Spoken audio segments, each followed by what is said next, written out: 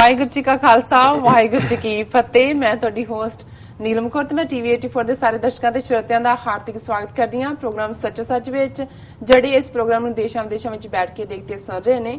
ਰੋਜ਼ਾਨਾ ਦੀ ਤਰ੍ਹਾਂ ਤੁਹਾਡੇ ਤੇ ਸਾਡੇ ਹਰਮਨ ਪਿਆਰੇ ਡਾਕਟਰ ਅਮਰਜੀਤ ਸਿੰਘ ਜੀ ਸਟੂਡੀਓ ਵਿੱਚ ਮੇਰੇ ਨਾਲ ਮੌਜੂਦ ਹਨ। ਆਓ ਨਾਲ ਮਿਲ ਕੇ ਪ੍ਰੋਗਰਾਮ ਦੀ ਸ਼ੁਰੂਆਤ ਕਰਦੇ ਹਾਂ।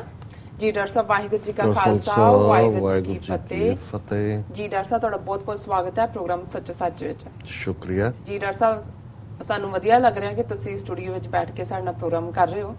ਤੇ ਕੱਲ ਤੁਸੀਂ ਪ੍ਰੋਗਰਾਮ ਕੀਤਾ ਸੀ ਕੈਲੀਫੋਰਨੀਆ ਤੋਂ ਸਕਾਈਪ ਰਾਹੀਂ, ਤੇ ਤੁਸੀਂ ਸਾਨੂੰ ਰੀਜ਼ਨ ਹੀ ਦੱਸਿਆ ਸੀ ਕਿ ਤੁਸੀਂ ਉੱਥੇ ਕੈਲੀਫੋਰਨੀਆ ਕਿਉਂ ਗਏ। ਤੇ ਹੁਣ ਤੁਸੀਂ ਸਾਡੇ ਦਰਸ਼ਕਾਂ ਨੂੰ ਦੱਸੋ ਅੱਜ ਦੇ ਅਹਿਮ ਇਸ਼ੂ। ਦੇਖੋ, ਸਭ ਤੋਂ ਪਹਿਲਾਂ ਅਸੀਂ ਉਹਨਾਂ ਦਰਸ਼ਕਾਂ ਦਾ, ਸਰੋਤਿਆਂ ਦਾ ਸ਼ੁਕਰੀਆ ਅਦਾ ਕਰਨਾ ਚਾਹੁੰਦੇ ਜੀ ਜਿਨ੍ਹਾਂ ਨੇ ਸਕਾਈਪ ਪ੍ਰੋਗਰਾਮ ਤੋਂ ਬਾਅਦ ਸਾਨੂੰ ਸਪੈਸ਼ਲੀ ਕਾਲ ਕਰਕੇ ਫਿਰ ਥੈਂਕਸ ਦਿੱਤਾ ਕਿ ਆਪਣੇ ਬਿਜ਼ੀ ਸਕੈਜੂਲ ਦੇ ਬਾਵਜੂਦ ਵੀ ਅਸੀਂ ਇਸ ਪ੍ਰੋਗਰਾਮ ਨੂੰ ਕੀਤਾ। ਹਾਲਾਂ ਮੇਰੀ ਤਸੱਲੀ ਨਹੀਂ ਹੁੰਦੀ ਕਿਉਂਕਿ ਜਦੋਂ ਤੱਕ ਤੁਸੀਂ ਪ੍ਰੋਪਰ ਇੰਟਰੈਕਟਿਵ ਡਿਸਕਸ਼ਨ 'ਚ ਨਾ ਹੋ, ਪਰ ਜਿਵੇਂ ਅੰਗਰੇਜ਼ੀ 'ਚ ਕਹਿੰਦੇ ਨੇ ਵੀ something is better than nothing ਜੀ, ਕਿ ਬਿਲਕੁਲ ਨਾ ਹੋਣ ਕੋਲੋਂ ਕੁਛ ਨਾ ਕੁਛ ਹੋਣਾ ਜਿਹੜਾ ਹੈ ਉਹੀ ਠੀਕ ਹੈ, ਉਹੀ ਲਾਹੇਵੰਦ ਹੁੰਦਾ। ਅੱਜ ਮੈਂ ਜਦੋਂ ਪਿਛਲੇ ਦਿਨਾਂ ਦੀਆਂ ਖਬਰਾਂ ਕੁਝ ਇਕੱਠੀਆਂ ਵੀ ਹੋਈਆਂ ਸਨ, ਸਵੇਰੇ ਹੀ ਮੈਂ ਅੱਜ ਫਲਾਈ ਕੀਤਾ, ਸਵੇਰੇ 7 ਵਜੇ ਫਲਾਈਟ ਸੀ ਜੀ ਔਰ ਮੈਂ JFK ਏਅਰਪੋਰਟ ਤੋਂ ਸਿੱਧਾ ਹੀ ਸਟੂਡੀਓ ਆਇਆ। ਸੋ ਰਾਹ ਦੇ ਵਿੱਚ, ਕਿਉਂਕਿ ਅੱਜ ਕੱਲ੍ਹ ਕੁਛ ਏਅਰਲਾਈਨ ਜਿਹਨਾਂ 'ਚ ਜੈਟ ਬਲੂ ਸ਼ਾਮਲ ਹੈ, ਉਹਨਾਂ ਦੇ ਵਿੱਚ ਤੁਹਾਡੇ ਕੋਲ ਇੰਟਰਨੈਟ ਫੈਸਿਲਿਟੀ ਹੁੰਦੀ ਹੈ, ਜਹਾਜ਼ ਦੇ ਵਿੱਚ ਵੀ ਤੁਸੀਂ ਦੇਖ ਸਕਦੇ ਹੋ। ਸੋ 5-6-7 ਘੰਟੇ ਦਾ ਟਾਈਮ ਪਿਛਲਾ ਬੈਕਲੌਗ ਮੈਂ ਸਾਰਾ ਕਲੀਅਰ ਕੀਤਾ ਜੀ। ਆਪਣੇ ਜੋ ਵਾਪਰ ਰਿਹਾ ਸੀ ਕੁਛ ਤਾਂ ਮੈਂ ਕੁਇਕਲੀ ਸਕੈਨ ਕਰਦਾ ਰਿਹਾ, ਤੇ 3-4 ਜਿਹੜੀਆਂ ਡਾਈਵਰਸ ਖਬਰਾਂ ਇੱਕੋ ਹੀ ਵਿਸ਼ੇ ਦੇ ਉੱਤੇ, ਕਿਉਂਕਿ ਅੱਜ ਕੱਲ੍ਹ ਜੋ ਮਾਹੌਲ ਭਾਰਤ ਦੇ ਵਿੱਚ ਸਿਰਜਿਆ ਹੋਇਆ ਜਿਸ ਦਾ ਅਸੀਂ ਲਗਾਤਾਰਤਾ ਨਾਲ ਜ਼ਿਕਰ ਕਰ ਰਹੇ, ਔਰ ਇਹ ਸੰਘ ਪਰਿਵਾਰ ਨੇ ਜੋ ਉਹਨਾਂ ਦੀ ਨੀਤੀ 1925 ਤੋਂ ਬਾਅਦ ਇਹਨਾਂ ਸਾਰੇ 90 ਸਾਲਾਂ 'ਚ ਡਿਵੈਲਪ ਹੋਈ, ਉਹ ਹੁਣ ਪੂਰਾ ਗੁੰਡਾਗਰਦੀ ਦਾ ਆਲਮ ਕੱਲਾ ਇੱਕ ਗੁਜਰਾਤ ਸਟੇਟ 'ਚ ਨਹੀਂ ਜਾਂ ਯੂਪੀ ਬਿਹਾਰ 'ਚ ਨਹੀਂ, ਕਦੇ ਦਾਦਰੀ ਕਾਂਡ ਸਾਹਮਣੇ ਆਇਆ ਜਾਂ ਗੁਜਰਾਤ ਦਾ ਆਇਆ, ਪੰਜਾਬ ਦੇ ਵਿੱਚ ਵੀ ਇਸ ਵੇਲੇ ਗਊ ਰਕਸ਼ਕ, ਬਜਰੰਗ ਦਲ, ਸ਼ਿਵ ਸੈਨਿਕ ਇਹ ਬਹੁਤ ਆਪ ਹੁਦਰਾਪਨ ਕਰ ਰਹੇ ਨੇ। ਪੁਲਿਸ ਦੀ ਪ੍ਰੋਟੈਕਸ਼ਨ ਹੈ, ਗਊ ਰਕਸ਼ਾ ਦੇ ਨਾਂ ਥੱਲੇ ਜੋ ਕਾਨੂੰਨ ਬਣਿਆ ਉਹਦੀ ਆੜ ਦੇ ਵਿੱਚ ਇਹ ਪੂਰਾ ਮਾਫੀਆ ਬਣ ਕੇ ਸੜਕਾਂ ਤੇ, ਕਿਉਂਕਿ ਪੰਜਾਬ ਦੇ ਵਿੱਚ 2500 ਕਰੋੜ ਤੋਂ ਜ਼ਿਆਦਾ ਦਾ ਡੇਅਰੀ ਫਾਰਮਿੰਗ ਬਿਜ਼ਨਸ ਹੈ, ਕੈਟਲ ਫੇਅਰ ਜਿਹੜੇ ਪਸ਼ੂਆਂ ਦੇ ਮੇਲੇ ਹੁੰਦੇ ਨੇ ਜੀ ਉਹਨਾਂ ਦੇ ਵਿੱਚ, ਔਰ ਪੰਜਾਬ ਦੇ ਨਾਲ ਲੱਗਦਾ ਹਰਿਆਣਾ, ਕਿਉਂਕਿ ਹਰਿਆਣੇ ਦੇ ਵਿੱਚ ਵੀ ਜਾਟ ਜਿਹੜੇ ਨੇ ਉਹ ਬੌਲਦ ਹੋਣ, ਮੱਝਾਂ ਹੋਣ, ਉਹਨਾਂ ਪਸ਼ੂਆਂ ਦੇ ਨੂੰ ਬੜੇ ਬੱਚਿਆਂ ਵਾਂਗ ਜੇ ਮੈਂ ਕਹਾਂ ਤੇ ਉਸ ਨੂੰ ਪਾਲਦੇ ਨੇ। ਔਰ ਮੰਡੀਆਂ ਲੱਗਦੀਆਂ ਨੇ ਪੰਜਾਬ ਦੇ ਗੁਆਂਢ, ਜਿਵੇਂ ਡੱਬਵਾਲੀ ਹਰਿਆਣੇ 'ਚ ਹੈ, ਕੈਟਲ ਫੇਅਰ ਹੁੰਦੇ ਨੇ, ਔਰ ਪੰਜਾਬ ਦੇ ਵਿੱਚ ਵੀ ਸੈਂਕੜਿਆਂ ਜਿਹੜੇ ਨੇ ਪਸ਼ੂ ਮੰਡੀਆਂ, ਔਰ ਇਸ ਦੇ ਦੌਰਾਨ ਖਰੀਦੋ ਫਰੋਖਤ ਹੁੰਦੀ ਹੈ। ਸੋ ਹੁਣ ਇਹ ਉੱਥੋਂ ਇਹ ਜਾਣ ਵਾਲੇ ਆਉਣ ਵਾਲੇ ਸਾਰਿਆਂ ਨੂੰ ਹਰਾਸ ਕਰਦੇ ਨੇ।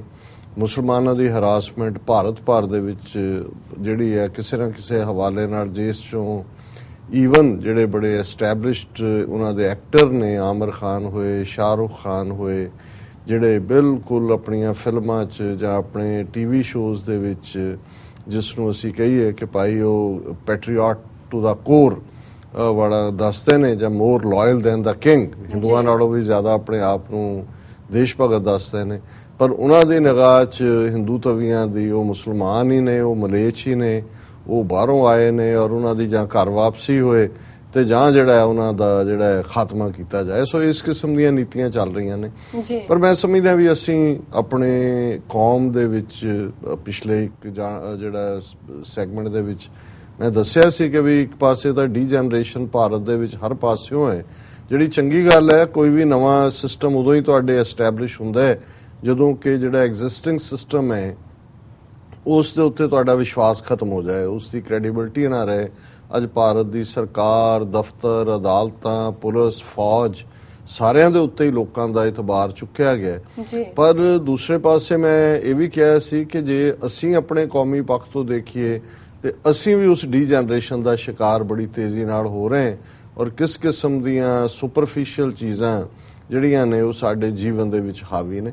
ਪਰ ਇਹਦੇ ਬਾਵਜੂਦ ਜਿਸ ਨੂੰ ਤੁਸੀਂ ਕਹਿੰਦੇ ਹੋ ਬ੍ਰੈਥ ਆਫ ਫਰੈਸ਼ ਏਅਰ, ਕਿ ਜਦੋਂ ਕੋਈ ਤਾਜ਼ੀ ਹਵਾ ਦਾ ਬੁੱਲਾ ਆਉਂਦਾ ਤੇ ਤੁਹਾਨੂੰ ਲੱਗਦਾ ਵੀ ਇਹਨਾਂ ਕਮਜ਼ੋਰੀਆਂ, ਇਹਨਾਂ ਸਾਰੀਆਂ ਨੈਗੇਟਿਵਿਟੀਜ਼ ਔਰ ਜਿਹੜੀਆਂ ਮਾੜੀਆਂ ਅਲਾਮਤਾਂ ਉਹਦੇ ਬਾਵਜੂਦ ਸਿੱਖ ਕੌਮ ਦੇ ਵਿੱਚ ਜਿਹੜੀ ਗੁਰੂਆਂ ਦੀ ਕਮਾਈ ਹੈ ਔਰ ਉਸ ਦਾ ਫਲਸਫਾ ਹੈ ਸਰਬ ਸਾਂਝੀਵਾਲਤਾ ਦਾ ਔਰ ਹਰ ਇੱਕ ਨੂੰ ਗਲ ਨਾਲ ਲਾਉਣ ਦਾ, ਇਹ ਫਿਰ ਵੀ ਕਿਤੇ ਨਾ ਕਿਤੇ ਉਸ ਦਾ ਜਲਵਾ ਜਿਹੜਾ ਹੈ ਉਹ ਜ਼ਹੂਰ ਹੁੰਦਾ ਹੈ।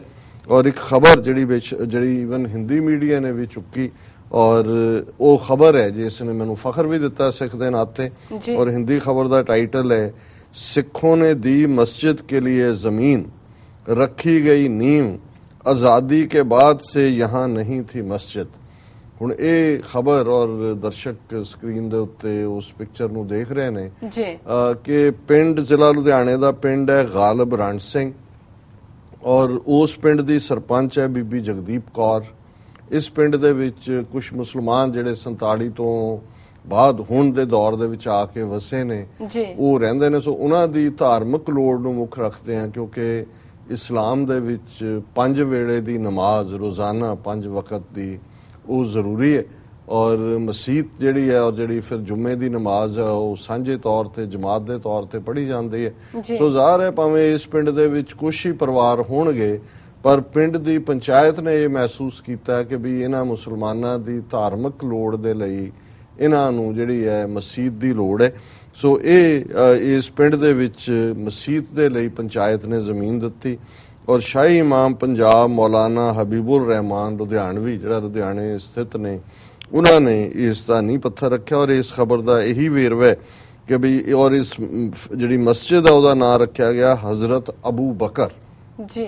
ਹੁਣ ਹਜ਼ਰਤ ਅਬੂ ਬਕਰ ਹਜ਼ਰਤ ਮੁਹੰਮਦ ਸਾਹਿਬ ਤੋਂ ਬਾਅਦ ਅਸੀਂ ਦੇਖਦੇ ਹਾਂ ਕਿ ਹਜ਼ਰਤ ਅਬੂ ਬਕਰ ਹੋਣ ਜਾਂ ਹਜ਼ਰਤ ਅਲੀ ਹੋਣ, ਇਹ ਸਾਰੇ ਜਿਹੜੇ ਨੇ ਇਹ ਉਹ ਖਲੀਫੇ ਨੇ ਜਿਹੜੇ ਉਸ ਤੋਂ ਬਾਅਦ ਹਜ਼ਰਤ ਸਾਹਿਬ ਤੋਂ ਬਾਅਦ ਆਏ ਔਰ ਹਜ਼ਰਤ ਅਬੂ ਬਕਰ ਦੇ ਨਾਂ ਤੇ ਮਸਜਿਦ ਔਰ ਇਸ ਦੇ ਵਿੱਚ ਅੱਗੇ ਉਹਨਾਂ ਨੇ ਨਾਂ ਦਿੱਤੇ ਹੋਏ ਨੇ ਕਿ ਇਸ ਸਮਾਗਮ ਦੇ ਵਿੱਚ ਜਿਹੜੀ ਗਾਲਬ ਰਣ ਸਿੰਘ ਦੀ ਸਰਪੰਚ ਜਗਦੀਪ ਕੌਰ, ਉਹਨਾਂ ਦੇ ਪਤੀ ਹਰਸਿਮਰਨ ਸਿੰਘ, ਮੈਂਬਰ ਰਜਿੰਦਰ ਸਿੰਘ, ਮੈਂਬਰ ਅਸ਼ਪਾਲ ਸਿੰਘ, ਚੰਚਲ ਸਿੰਘ, ਸੁਖਵਿੰਦਰ ਸਿੰਘ, ਦਵਿੰਦਰ ਸਿੰਘ ਔਰ ਫਿਰ ਜਿਹੜੇ ਮੁਸਲਮਾਨ ਨੇ ਸ਼ਾਮਲ ਹੋਏ ਬਿਲਾਲ ਖਾਨ, ਮੁਹੰਮਦ ਫੁਰਕਾਨ, ਬਬਲੂ ਖਾਨ, ਮੌਲਾਨਾ ਮੁਮਤਾਜ਼ ਤੇ ਹੋਰ ਜਿਹੜੇ ਨੇ ਰਿਸਪੈਕਟੇਬਲ ਲੋਕ। ਔਰ ਇਸ ਮੌਕੇ ਦੇ ਉੱਤੇ ਜਿਹੜੇ ਮੌਲਾਨਾ ਹਬੀਬੁਰ ਰਹਿਮਾਨ ਨੇ ਕਿਹਾ ਕਿ ਵੀ ਇਹ ਰਿਮਾਰਕੇਬਲ ਹੈ ਕਿ ਇੱਕ ਪਾਸੇ ਕਿਹੋ ਜਿਹਾ ਮਾਹੌਲ ਸਿਰਜਿਆ ਹੋਇਆ ਹੈ, ਦੂਸਰੇ ਪਾਸੇ ਜਿਹੜੀ ਹੈ ਸਿੱਖਾਂ ਦੀ ਗੁੱਡਵਿਲ ਸਦਭਾਵਨਾ ਕਿ ਉਹ ਪਿੰਡ ਦੇ ਮੁਸਲਮਾਨਾਂ ਨੂੰ ਜਿਹੜਾ ਇੱਕ ਮਸਜਿਦ ਦਾ ਤੋਹਫਾ ਦੇ ਰਹੇ ਨੇ। ਔਰ ਜਿਹੜੇ ਸਿੱਖ ਨੁਮਾਇੰਦੇ ਸੀ ਉਹਨਾਂ ਨੇ ਕਿਹਾ ਕਿ ਭਾਈ ਅਸੀਂ ਕੋਈ ਅਹਿਸਾਨ ਨਹੀਂ ਕਰ ਰਹੇ, ਇਹ ਸਾਡੇ ਗੁਰੂਆਂ ਦਾ ਜਿਹੜਾ ਹੁਕਮ ਹੈ ਕਿ ਭਾਈ ਜਿਹੜੀ ਧਾਰਮਿਕ ਆਜ਼ਾਦੀ ਮੁੱਢਲੇ ਤੌਰ ਤੇ। ਔਰ ਉਹਨਾਂ ਨੇ ਕਿਹਾ ਕਿ ਵੀ ਅਸੀਂ ਸਿਰਫ ਇਹ ਥਾਂ ਹੀ ਨਹੀਂ ਦਿੱਤੀ, ਇਸ ਮਸਜਿਦ ਦੇ ਬਣਾਉਣ ਦੇ ਵਿੱਚ ਵੀ ਅਸੀਂ ਜਿਹੜਾ ਹੈ ਉਹ ਪੂਰਾ ਉਹਨਾਂ ਦਾ ਸਾਥ ਦੇਵਾਂਗੇ। ਔਰ ਇਹ ਗੱਲ ਉਹਨਾਂ ਦੀ ਸਰਪੰਚ ਜਗਦੀਪ ਕੌਰ ਨੇ ਕਿਹਾ ਕਿ ਸਾਡਾ ਪਿੰਡ ਹਮੇਸ਼ਾ ਸਾਰੇ ਧਰਮਾਂ ਦਾ ਸਤਿਕਾਰ ਕਰਦੇ ਔਰ ਸਾਰੇ ਪਿੰਡ ਵਾਲੇ ਅਸੀਂ ਇਸ ਮਸਜਿਦ ਨੂੰ ਬਣਾਉਣ ਦੇ ਲਈ ਹਰ ਕਿਸਮ ਦਾ ਸਹਿਯੋਗ ਕਰਾਂਗੇ। ਔਰ ਉਹਨਾਂ ਨੇ ਇਸ ਮੌਕੇ ਦੇ ਉੱਤੇ ਜਿਹੜੇ ਇਮਾਮ ਸੀ ਉਹਨਾਂ ਨੂੰ ਸਨਮਾਨਿਤ ਵੀ ਕੀਤਾ। ਹੁਣ ਮੈਂ ਸਮਝਦਾ ਵੀ ਇਹ ਇੱਕ ਬਹੁਤ ਹੀ ਫਖਰ ਔਰ ਮਾਣ ਵਾਲੀ ਗੱਲ ਹੈ ਔਰ ਬੇਸ਼ੱਕ ਇਸ ਕਿਸਮ ਦੀਆਂ ਖਬਰਾਂ ਨੂੰ ਮੀਡੀਆ ਕਿਲ ਕਰਦਾ। ਹੁਣ ਇਹੀ ਖਬਰ ਨੈਸ਼ਨਲ ਨੈਟਵਰਕ ਤੇ ਇੰਟਰਨੈਸ਼ਨਲ ਤੇ ਤੁਰੇ, ਕਿੱਥੇ ਇੱਥੇ ਡੋਨਲਡ ਟਰੰਪ ਵਰਗਾ ਇਸਲਾਮ ਨੂੰ ਹਰ ਜਿਹੜਾ ਦਹਿਸ਼ਤਗਰਦੀ ਦੇ ਨਾਲ ਜੋੜ ਕੇ ਕਹਿੰਦਾ ਕਿਵੇਂ ਹਿੰਦੂ ਤਵੀਆਂ ਨੇ ਉੱਥੇ ਕਿਸ ਕਿਸਮ ਦਾ ਮਾਹੌਲ ਸਿਰਜਿਆ ਹੋਇਆ ਹੈ, ਬਣੀਆਂ ਮਸੀਤਾਂ ਢਾਹ ਰਹੇ ਨੇ। ਬਾਬਰੀ ਮਸੀਤ ਢਾਈ 6 ਦਸੰਬਰ 1992 ਨੂੰ, ਬਾਕੀਆਂ ਦੇ ਉੱਤੇ ਕਬਜ਼ੇ ਮੰਗ ਰਹੇ ਨੇ ਕਿ ਇਹ ਤੋਂ ਪਹਿਲੀ ਝਾਂਕੀ ਹੈ, ਮਥੁਰਾ ਕਾਂਸ਼ੀ ਬਾਕੀ ਹੈ। ਤੇ ਇੱਥੇ ਪੰਜਾਬ ਦੇ ਵਿੱਚ ਸਿੱਖ ਜਿਹੜੇ ਨੇ ਉਹ ਮਸੀਤ ਜਿਹੜੀ ਹੈ ਉਹ ਬਣਾ ਕੇ ਦੇ ਰਹੇ ਨੇ। ਹੁਣ ਇਸੇ ਪੰਜਾਬ ਚ ਜਿੱਥੇ ਇੱਕ ਬਹੁਤ ਛੋਟੀ ਜਿਹੀ ਮਾਈਨੋਰਿਟੀ ਦੇ ਲਈ ਇੰਨੀ ਵੱਡੀ ਗੁੱਡਵਿਲ ਔਰ ਖੁਦ ਸਿੱਖ ਕਿਵੇਂ ਇਹਨਾਂ RSS ਦੇ ਹਿੰਦੂਤਵੀ ਐਲੀਮੈਂਟ ਔਰ ਉਹਨਾਂ ਦੀਆਂ ਬ੍ਰਾਂਚਿਸ ਦੇ ਜਿਹੜਾ ਇਸ ਵੇਲੇ ਚੱਲ ਰਿਹਾ ਪੂਰਾ ਹਿੰਦੂਤਵਾ ਨੂੰ ਇੰਪਲੀਮੈਂਟ ਕਰਨ ਦੀ ਗੱਲ, ਉਹਦਾ ਸ਼ਿਕਾਰ ਨੇ ਪੰਜਾਬ ਦੇ ਕਿਸਾਨ।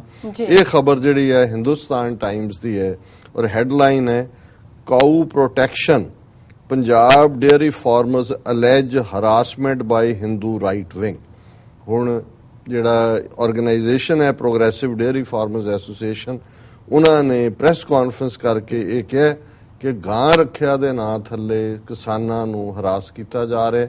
ਸਕਰੀਨ ਦੇ ਉੱਤੇ ਦਰਸ਼ਕ ਉਸ ਪ੍ਰੈਸ ਕਾਨਫਰੰਸ ਦੀ ਪਿਕਚਰ ਜਿਸ ਨੂੰ ਕਿ ਜਿਹੜਾ ਉਹਨਾਂ ਦੇ ਨੁਮਾਇੰਦੇ ਐਡਰੈਸ ਕਰ ਰਹੇ ਨੇ।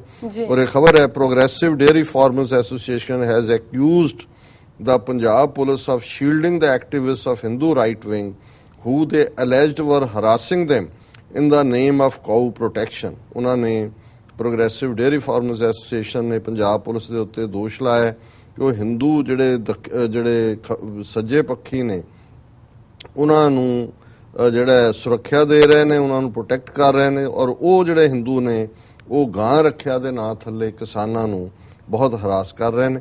The association members said dairy farmers transporting livestock were being assaulted by the cow vigilante groups। ਉਹਨਾਂ ਨੇ ਕਿਹਾ ਵੀ ਜਿਹੜੇ ਕਿਸਾਨ ਡੰਗਰ ਜਿਹੜੇ ਨੇ ਉਹ ਢੋਂਦੇ ਨੇ ਉਹਨਾਂ ਦੇ ਬੱਸ ਟਰੱਕਾਂ ਦੇ ਵਿੱਚ, ਔਰ ਦੂਸਰੇ ਉਹਨਾਂ ਨੂੰ ਉਹਨਾਂ ਦੀ ਮਾਰ ਕੁਟਾਈ ਕਰ ਰਹੇ ਨੇ। At a press conference in Chandigarh on Monday, the association members feared that the livestock trade in Punjab will collapse if the state government didn't take measures to rein in these elements। They cited incidents wherein Gau Rakshaks assaulted the drivers transporting the livestock। ਉਹਨਾਂ ਨੇ ਕਿਹਾ ਵੀ ਪੰਜਾਬ ਦੇ ਵਿੱਚ ਇਹ ਜਿਹੜਾ ਧੰਦਾ ਹੈ ਇਹ ਖਤਮ ਹੋ ਜਾਏਗਾ ਬਿਲਕੁਲ, ਕਿਉਂਕਿ ਉਹਨਾਂ ਨੂੰ ਕਿਸਾਨਾਂ ਨੂੰ ਬਹੁਤ ਜ਼ਿਆਦਾ ਉਹਨਾਂ ਡਰਾਈਵਰਸ ਨੂੰ ਜਿਹੜੇ ਉਹ ਲੈ ਕੇ ਜਾਂਦੇ ਨੇ ਲਾਈਵ ਸਟਾਕ, ਇਹ ਜਿਹੜੇ ਗਊ ਰਕਸ਼ਕ ਬਣੇ ਹੋਏ ਨੇ ਇਹ ਮਾਰ ਕੁਟਾਈ ਕਰਦੇ ਨੇ। The government has created a cow security board which comprises shady people who along with cow protection groups beat up traders and dairy farmers and extort money from them, PDFA managing director Diljit Singh said। So ਇਹ ਜਿਹੜੀ progressive farmers dairy farming association ਦੇ ਪ੍ਰਧਾਨ ਨੇ, ਉਹਦੇ director ਨੇ ਦਲਜੀਤ ਸਿੰਘ, ਉਹਨਾਂ ਨੇ ਕਿਹਾ ਕਿ ਵੀ ਪੰਜਾਬ ਸਰਕਾਰ ਨੇ ਇੱਕ ਸ਼ੱਕੀ ਜਿਹਾ ਕਾਊ ਸਿਕਿਉਰਿਟੀ ਬੋਰਡ ਬਣਾਇਆ ਜਿਹਦੇ ਵਿੱਚ ਸ਼ੱਕੀ ਜਿਹੇ ਕਿਸਮ ਦੇ ਲੋਕ ਨੇ, ਔਰ ਉਹ ਇਹਨਾਂ ਵਿਜੀਲਾਂਟੇ ਗਊ ਰੱਖਿਆਂ ਦੇ ਨਾਲ ਮਿਲ ਕੇ ਵਪਾਰੀਆਂ ਨੂੰ, ਡੇਅਰੀ ਫਾਰਮਾਂ ਨੂੰ ਵਾਲਿਆਂ ਨੂੰ ਕੁੱਟਦੇ ਨੇ ਔਰ ਉਹਨਾਂ ਤੋਂ ਪੈਸਾ ਬਟੋਰਦੇ ਨੇ।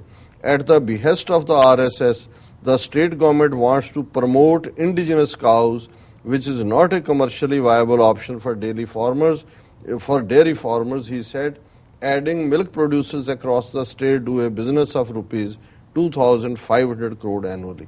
ਉਹਨਾਂ ਨੇ ਕਿਹਾ ਜੀ ਗੱਲ ਇੱਥੇ ਹੀ ਬਸ ਨਹੀਂ ਹੈ, ਜਿਹੜੀਆਂ ਰਗੜ ਦੀਆਂ ਗਊਆਂ ਨੇ ਉਹਨਾਂ ਨੂੰ ਪ੍ਰਮੋਟ ਕਰਨ ਲਈ RSS ਦੇ ਕਹਿਣ ਦੇ ਉੱਤੇ ਪੰਜਾਬ ਸਰਕਾਰ ਕਹਿ ਰਹੀ ਹੈ, ਔਰ ਇਹ ਜਿਹੜੀ 2500 ਕਰੋੜ ਦੀ ਦੁੱਧ ਦੀ ਇੰਡਸਟਰੀ ਚੋਂ ਜਿਹੜੀ ਇਨਕਮ ਹੈ ਇਹ ਬਿਲਕੁਲ ਡਿਸਟਰੋਏ ਹੋ ਜਾਏਗੀ। He said the government's recent directive to the dairy farmers to procure the no objection certificate for farrowing animals was not being fairly implemented। Hundreds of applications for such NOCs remain pending for days in the offices of deputy commissioners। ਹੁਣ Punjab government ਨੇ ਅੱਗੋਂ RSS ਨੂੰ ਖੁਸ਼ ਕਰਦਿਆਂ ਇਹ directive ਕੱਢ ਦਿੱਤਾ ਹੈ ਕਿ ਜੀ ਜਿਹਨੇ ਵੀ ਡੰਗਰ ਇੱਕ ਥਾਂ ਤੋਂ ਦੂਜੀ ਥਾਂ ਲੈ ਕੇ ਜਾਣੇ ਨੇ ਉਹ ਲਾਇਸੈਂਸ ਦਿਖਾਏ, ਨੋ ਆਬਜੈਕਸ਼ਨ ਸਰਟੀਫਿਕੇਟ, ਕਿ ਜੀ ਮੈਂ ਉਹ ਲਿਆ। ਔਰ ਉਹਨਾਂ ਨੇ ਕਿਹਾ ਜੀ ਅਸੀਂ ਅਰਜ਼ੀਆਂ ਦਿੰਨੇ, ਉਹ ਜ਼ਿਲ੍ਹੇ ਦੇ ਡਿਪਟੀ ਕਮਿਸ਼ਨਰਾਂ ਦੇ ਦਫ਼ਤਰਾਂ ਜਿਹੜੀਆਂ ਨੇ ਉਹ ਹਫ਼ਤਿਆਂ ਬਦੀ ਰੁਲਦੀਆਂ ਨੇ। ਔਰ ਉਹਨਾਂ ਨੇ ਕਿਹਾ ਵੀ ਇਸ ਦੇ ਉੱਤੇ ਬਹੁਤ ਬਿਗ ਸਕੈਮ, ਵੱਡੀ ਧਾਂਦਲੀ ਚੱਲ ਰਹੀ ਹੈ। ਉਹਨਾਂ ਕਿਹਾ ਜੀ ਜਿਵੇਂ ਡਬਵਾਲੀ ਕੈਟਲ ਮਾਰਕੀਟ ਹਰਿਆਣੇ ਦੇ ਵਿੱਚ ਜਿਹੜਾ ਕਿ ਮੁਕਤਸਰ ਦੇ ਨਾਲ ਲੱਗਦਾ, NOCs ਦੇ ਨਾਂ ਥੱਲੇ ਜਦੋਂ ਕਿਸਾਨ ਜਾਂਦੇ ਨੇ ਤੇ ਉਹਨਾਂ ਨੂੰ 2000 ਰੁਪਏ ਦੀ ਮਾਰਕੀਟ ਫੀਸ ਦੇ ਨਾਂ ਥੱਲੇ ਅੱਗੋਂ ਜਿਹੜੀ ਹੈ ਚੱਟੀ ਭਰਨੀ ਪੈਂਦੀ ਹੈ। ਔਰ ਇਹ ਗੱਲ ਅਮਰਜੀਤ ਸਿੰਘ ਜਿਹੜੇ ਲਾਈਵ ਸਟਾਕ ਟ੍ਰੇਡਰ ਨੇ ਉਹਨਾਂ ਨੇ ਕਿਹਾ ਕਿ ਵੀ ਇਹ ਜਿਹੜੇ ਗਊ ਰਕਸ਼ਕਾਂ ਦਾ ਔਰ ਇਹ ਸਾਰਾ ਡਰਾਮਾ ਸ਼ੁਰੂ ਹੋ ਗਿਆ, ਉਹਦੇ ਥੱਲੇ ਅੱਗੇ ਜੇ ਪਸ਼ੂਆਂ ਨੂੰ ਖਰੀਦ ਕੇ ਮੰਡੀਆਂ ਚੋਂ ਇੱਕ ਥਾਂ ਤੋਂ ਦੂਜੀ ਥਾਂ ਲਿਜਾਣ ਤੇ 20,000 ਰੁਪਇਆ ਖਰਚਾ ਹੁੰਦਾ ਸੀ ਤੇ ਹੁਣ ਇਹ 60,000 ਰੁਪਏ ਤੇ ਪਹੁੰਚ ਗਿਆ। ਉਹਨੇ ਕਿਹਾ he cited a recent incident where drivers were first thrashed by the Gau Rakshaks and trucks impounded by Batinda Cantonment Police। ਉਹਨਾਂ ਨੇ ਕਿਹਾ ਜੀ ਆ ਹੁਣੇ ਇੱਕ ਘਟਨਾ ਹੋਈ ਹੈ ਜਿਹਦੇ ਵਿੱਚ ਗਊ ਰਕਸ਼ਕਾਂ ਨੇ ਪਹਿਲਾਂ ਡਰਾਈਵਰਾਂ ਨੂੰ ਮਾਰਿਆ ਕੁੱਟਿਆ ਔਰ ਬਾਅਦ ਦੇ ਵਿੱਚ ਜਿਹੜਾ ਉਹਨਾਂ ਨੇ ਬਠਿੰਡਾ ਕੰਟੋਨਮੈਂਟ 'ਚ ਜਾ ਕੇ ਜਿਹੜੇ ਟਰੱਕ ਨੇ ਉਹ ਜ਼ਬਤ ਕਰ ਲਏ। Complaints lodged with the police boomeranged on us in the form of harassment by Shiv Sena activists and the cops only watched mutely। ਉਹਨਾਂ ਨੇ ਕਿਹਾ ਜੀ ਅਸੀਂ ਜਦੋਂ ਜਾ ਕੇ ਉਹਨਾਂ ਦੀ ਸ਼ਿਕਾਇਤ ਕੀਤੀ ਉਹਦਾ ਸਾਨੂੰ ਇਹ ਨੁਕਸਾਨ ਹੋਇਆ ਕਿ ਵੀ ਪੁਲਿਸ ਤਾਂ ਚੁੱਪ ਕਰਕੇ ਬੈਠੀ ਰਹੀ ਤੇ ਜਿਹੜੇ ਸ਼ਿਵ ਸੈਨਿਕ ਸੀ ਉਹਨਾਂ ਨੇ ਅੱਗੋਂ ਸਾਨੂੰ ਹਰਾਸ ਕਰਨਾ ਸ਼ੁਰੂ ਕੀਤਾ। ਪਰ ਹੁਣ ਜਿਹੜਾ ਡਿਸਟ੍ਰਿਕਟ ਐਡਮਿਨਿਸਟ੍ਰੇਸ਼ਨ ਆ ਉਹ ਫਿਰ ਇਹਨਾਂ ਬ੍ਰਾਹਮਣਵਾਦੀਆਂ ਦੇ ਕੋਲ ਹੈ ਤੇ ਬਠਿੰਡੇ ਦਾ SSP ਸੋਪਨ ਸ਼ਰਮਾ ਕਹਿ ਰਿਹਾ ਕਿ ਜੀ ਹਾਂ ਅਸੀਂ ਗੱਡੀਆਂ ਕੁਝ ਜ਼ਬਤ ਕੀਤੀਆਂ ਨੇ ਪਰ ਡਰਾਈਵਰਾਂ ਦੇ ਕੋਲ ਜ਼ਰੂਰੀ ਕਾਗਜ਼ਾਤ ਨਹੀਂ ਸੀ ਜਿਹੜੇ ਉਹਨਾਂ ਨੂੰ ਚਾਹੀਦੇ ਨੇ। ਔਰ ਉਹਨਾਂ ਨੇ ਕਿਹਾ ਜੀ ਬਾਕੀ ਉਹਨੂੰ ਜਦੋਂ ਪੁੱਛਿਆ ਕਿ ਜੀ ਸ਼ਿਵ ਸੈਨਾ ਹਰਾਸ ਕਰ ਰਹੀ, ਉਹਨੇ ਕਿਹਾ there was no such thing ਇਸ ਕਿਸਮ ਦਾ ਕੁਝ ਨਹੀਂ ਵਾਪਰਿਆ। ਸੋ ਇਹੀ ਗੱਲ ਪਟਿਆਲੇ ਦਾ ਡਿਪਟੀ ਕਮਿਸ਼ਨਰ ਰਵੀ ਭਗਤ ਹੈ ਕੋਈ, ਉਹਨੇ ਕਿਹਾ ਜੀ ਅਸੀਂ ਜਿਹੜਾ ਬਹੁਤ ਜਲਦੀ ਨੋ ਆਬਜੈਕਸ਼ਨ ਸਰਟੀਫਿਕੇਟ ਦੇਵਾਂਗੇ। ਹੁਣ ਇਹ ਪਾਸਾ ਦੱਸ ਰਿਹਾ ਉਸੇ ਪੰਜਾਬ ਦੇ ਵਿੱਚ ਇੱਕ ਪਾਸੇ ਗੁੱਡਵਿਲ ਦਾ ਨਜ਼ਾਰਾ ਇਹ ਹੈ ਕਿ ਮਸਜਿਦ ਬਣ ਰਹੀ ਹੈ ਮੁਸਲਮਾਨਾਂ ਦੇ ਲਈ, ਸਿੱਖਾਂ ਦੇ ਪਿੰਡ ਦੇ ਵਿੱਚ, ਔਰ ਦੂਸਰੇ ਪਾਸੇ ਉਸੇ ਜਿਹੜੀ ਸਿੱਖ ਮੈਜੋਰਿਟੀ ਸਟੇਟ ਹੈ ਉਹਦੇ 'ਚ ਇਸ ਬਾਦਲ ਦੀਆਂ ਕਰਤੂਤਾਂ ਦੀ ਬਦੌਲਤ ਜਿਹੜਾ ਕਿ RSS ਦਾ ਜਿਹੜਾ ਉਹ ਝੰਡਾ ਬਰਦਾਰ ਬਣਿਆ ਹੋਇਆ ਹੈ।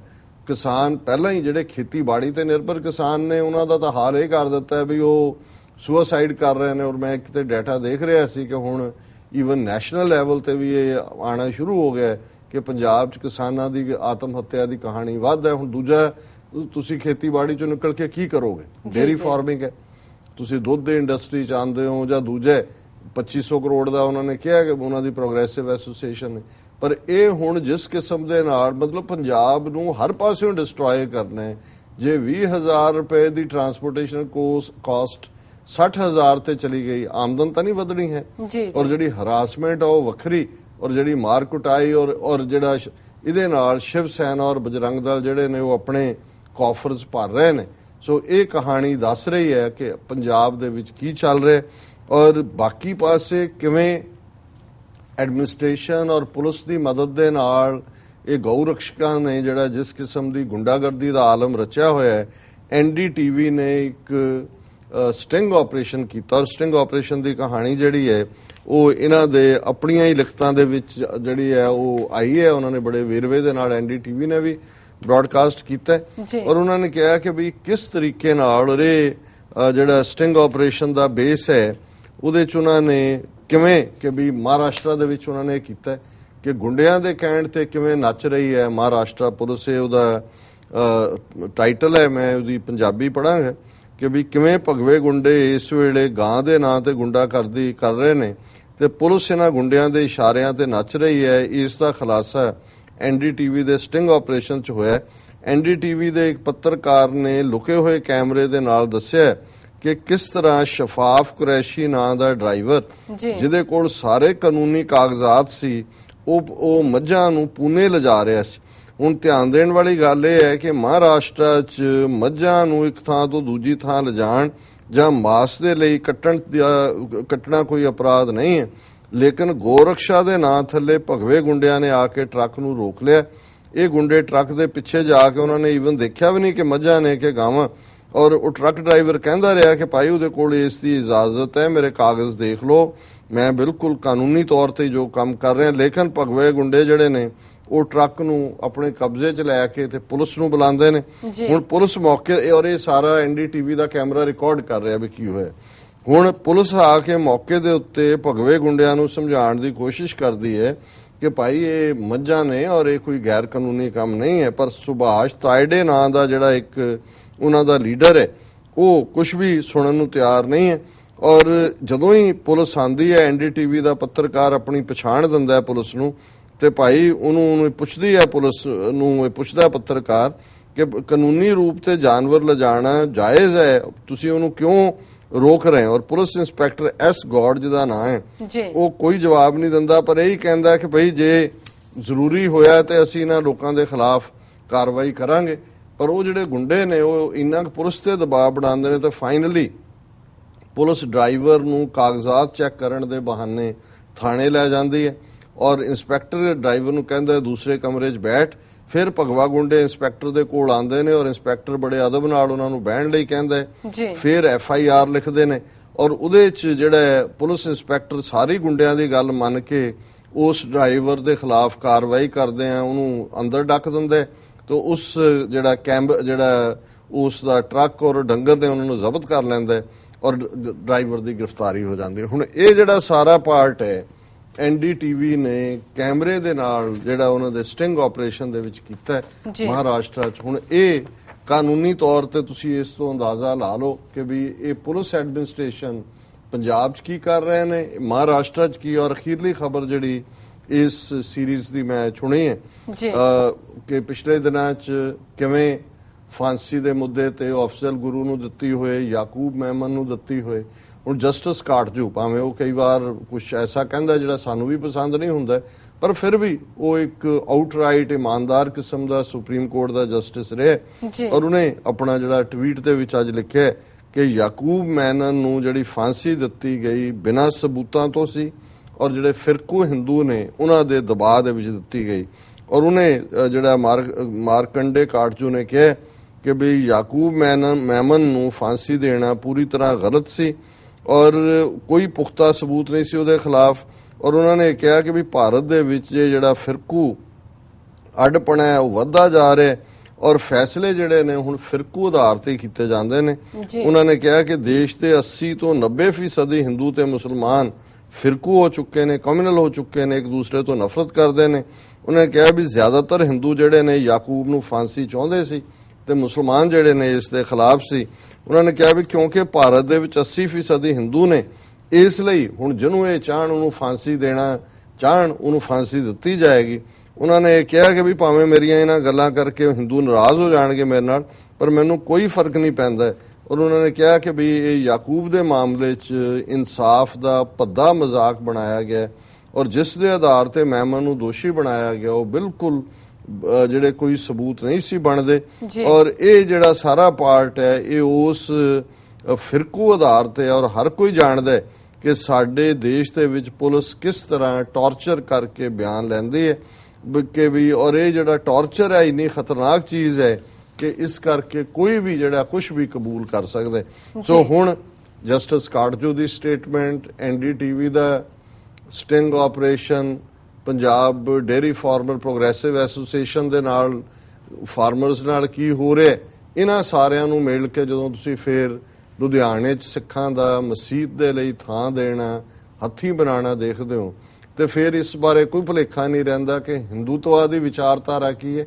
ਔਰ ਅਸੀਂ ਜਦੋਂ ਸਿੱਖ ਖਾਲਿਸਤਾਨ ਬਣਾਉਣ ਦੀ ਗੱਲ ਕਰਦੇ ਹਾਂ ਜਾਂ ਅਸੀਂ ਸਰਬੱਤ ਦੇ ਭਲੇ ਤੇ ਆਧਾਰਿਤ ਰਾਜ ਸਿਸਟਮ ਐਸਟੈਬਲਿਸ਼ ਕਰਨ ਦੀ ਗੱਲ ਕਰਦੇ ਹਾਂ, ਅੱਜ ਸਾਡੇ ਕੋਲ ਕੋਈ ਦੇਸ਼ ਨਹੀਂ ਹੈ। ਰਾਦਰ ਅਸੀਂ ਹਿੰਦੂ ਤਵੀਆਂ ਦਾ, ਸਾਡੇ ਕਿਸਾਨ ਹੋਣ, ਡੇਅਰੀ ਫਾਰਮਰ ਹੋਣ, ਦੂਸਰੇ ਲੋਕ ਹੋਣ, ਪੋਲੀਟੀਕਲ ਐਕਟਿਵਿਸਟ ਹੋਣ, ਸ਼ਿਕਾਰ ਹੋ ਰਹੇ ਨੇ।